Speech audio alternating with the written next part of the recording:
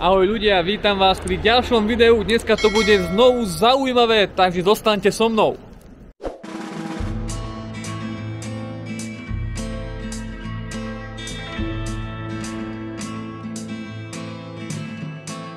Našu púť dnes začíname na Donovaloch a ideme si pozrieť vrch Zvolen a uvidíme, čo ešte dneska stihneme.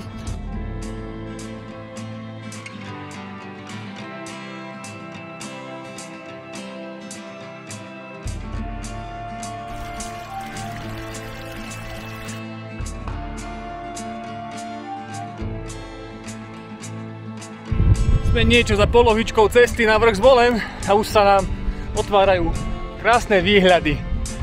Super. Kým sa vyškriabem hore na vrch Zvolen, tak mám pre vás taký základný turistický tip, hlavne pre tých, ktorí teraz začínajú s turistikou. Vždy, keď sa chystáte na túry, tak sa pokúste oblečenie vrstviť. Majte so sebou aspoň 3 vrstvy. Ja mám dneska tiež tak.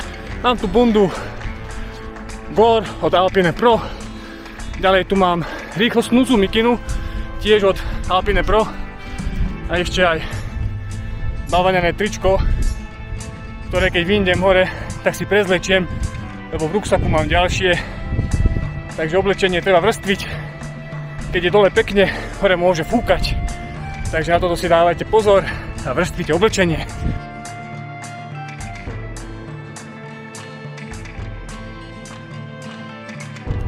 Aj na jarnej túre vás môže prekvapiť sneh, keď ste v nízkych Tatrách. Strašne nám fúči, ale tie výhľady za mnou stoja za to.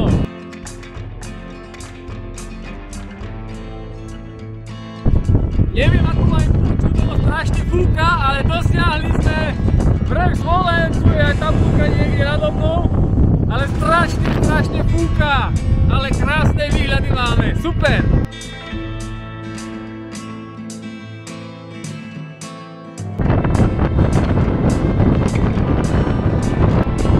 Len vám držím kameru.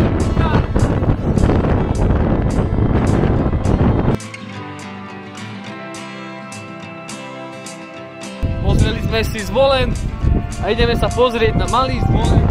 Cesta po žltej trase nám potrvá 35 minút. Mesto Zvolen nemá veľa spoločného s týmto vrchom.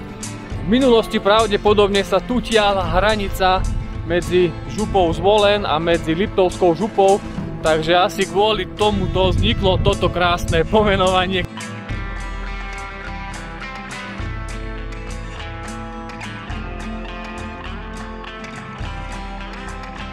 Po 30 minútach sme dosiahli vrchol Malého Zvolena.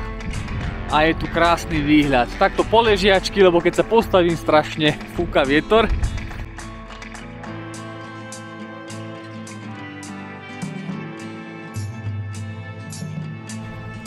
Pozreli sme si krásne výhľady aj z Malého Zvolena a teraz sa s tou istou cestou naspäť vraciame na Donovaly. Strašne fúka.